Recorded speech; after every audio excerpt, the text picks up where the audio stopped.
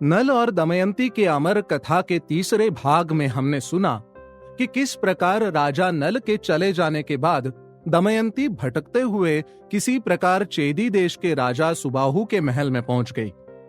कथा के चौथे भाग में हम सुनेंगे दमयंती को छोड़ देने के बाद राजा नल के साथ क्या क्या हुआ। भाग चौथा। नल जब दमयंती को छोड़कर जा रहे थे तो रास्ते में जंगल में आग लग गई। उस आग में से किसी के चिल्लाने की आवाज आई, राजा नल मुझ पर कृपा करो, राजा नल मुझे बचा लो। नल दौड़कर उस जंगल की आग में घुस गए और देखा कि एक नाग आग के बीच में कुंडली मारे पड़ा हुआ है। उसने नल से कहा, राजन मैं करकोटक नाम का सर्प हूं। नारद ऋषि को धोखा देने के कारण उन्होंने मुझे शाप दिया था कि जब तक राजा नल मुझे नहीं बचाएंगे तब तक मैं अपनी जगह से हिल भी नहीं पाऊंगा। अब आप कृपा करके मेरी रक्षा करो। मैं जीवन भर के लिए आपका मित्र बन जाऊंगा और आपके हित में ही काम करूंगा। नल ने उसे आग से बचाकर बाहर निकाला। नल जब करकोटक को जमीन पर रखने लगे तो करकोटक ने कहा, आप मुझे ऐसे ही जमीन पर मत रखिए, मुझे लेकर कुछ कदम चलिए। नल करकोटक को हाथों में उठाकर कदम गिन गिन कर चलने लगे। 1 2 3 4 5 6 7 8 9 10। जैसे ही नल ने 10 कहा, करकोटक ने उन्हें डस लिया। करकोटक के विष के प्रभाव से नल का रूप बदल गया। उसने आश्चर्यचकित नल से कहा, राजन, तुम्हें कोई पहचान न सके इसलिए मैंने तुम्हारा रूप बदल दिया है।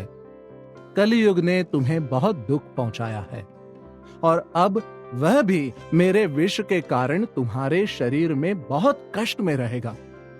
अब तुम पर किसी भी विष का प्रभाव नहीं होगा और युद्ध में हमेशा तुम्हारी विजय होगी। तुम अपना नाम बाहुक रख लो और राजा ऋतुपर्ण की नगरी अयोध्या में जाओ। राजा ऋतुपर्ण द्यूत क्रीड़ा में बहुत कुशल हैं। तुम उनको अपने घोड़ों को सिखाने की विद्या के बदले में उनसे जुए के सारे दांव पेच सीख लो। जुए का रहस्य जान लेने के बाद तुम फिर से पुष्कर से अपना सारा धन और राज्य वापस जीत लेना। इस प्रकार तुम्हें तुम्हारी पत्नी, पुत्र और पुत्री भी मिल जाएंगे। जब तुम पुनः अपने रूप में वापस आना चाहो तो मेरे दिए ये वस्त्र पहन लेना।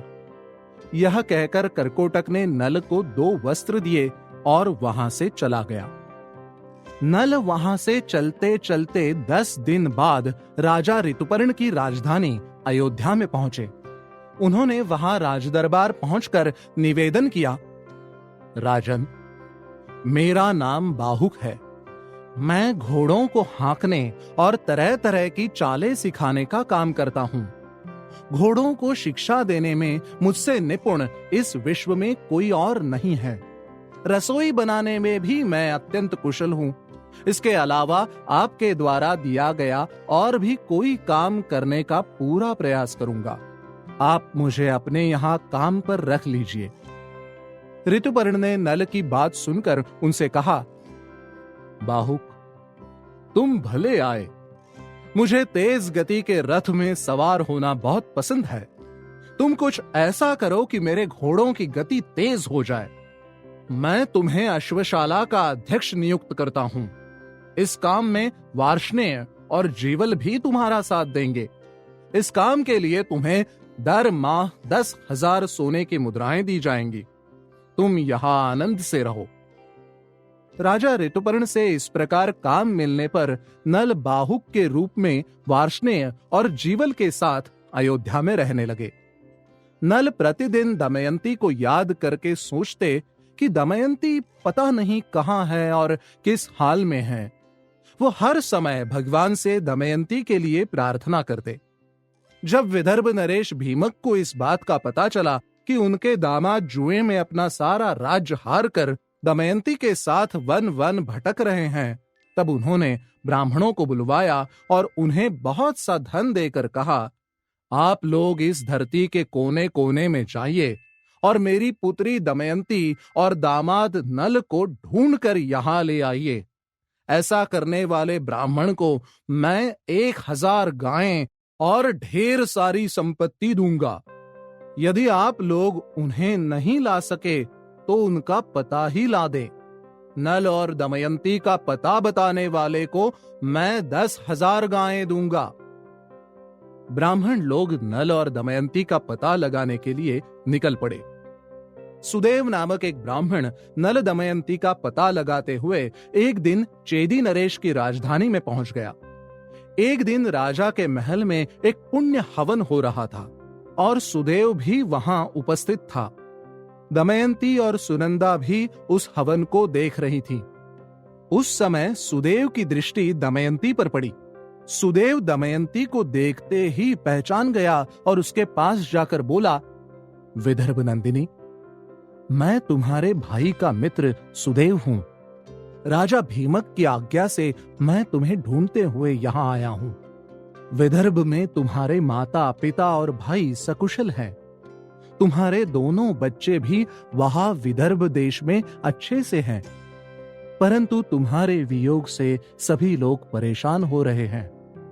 तुम्हें ढूंढने के लिए सैकड़ों ब्राह्मण पूरी पृथ्वी में घूम रहे हैं। दमयंती ने सुदेव को पहचान लिया और उससे एक एक कर सभी का कुशल मंगल पूछने लगी और भावुक होकर रोने लगी। सुनंदा ने दमयंती को रोते हुए देखा तो वो जाकर राजमाता को बुला लाई। राजमाता ने ब्राह्मण से पूछा, महाराज, यह कौन है? किसकी पत्नी है? किसकी पुत्री है? तुमने इसे कैसे पहचाना? सुदेव ने राजमाता को नल दमयंती का सारा वृत्तांत बता दिया। सुनंदा और राजमाता दोनों सुदेव की बातें सुनकर रो पड़ी और उन्होंने दमयंती को गले से लगाया। राजमाता दमयंती से बोली, दमयंती, तुम मेरी बहन की पुत्री हो। तुम्हारी माता और मैं दोनों दशार्ण देश के राजा सुदाम की पुत्री है। तुम्हारा जन्म हमारे पिता के घर में ही हुआ था। मैंने तुम्हें तभी देखा था। तुम इसे अपना ही घर समझो और जब तक तुम्हारा मन करे यहां सुख से रह जाओ। दमयंती बहुत खुश हुई और अपनी मौसी को प्रणाम करके कहा, मां, आपने मुझे पहचाना नहीं तो क्या हुआ? मैं यहां बेटी की तरह ही रही हूं। आपने मेरी रक्षा की और मुझे रहने के लिए घर दिया। मुझे इस बात पर कोई संदेह नहीं कि मैं यहां आगे भी सुख से ही रहूंगी। परंतु मैं बहुत दिनों से भटक रही हूं और मेरे बच्चे अपने माता पिता के वियोग से बहुत दुखी हैं। मैं उन्हें और दुख नहीं दे सकती। मेरा मन भी उनसे मिलने को व्याकुल हो रहा है। आप मेरा विदर्भ देश जाने का प्रबंध कर दीजिए।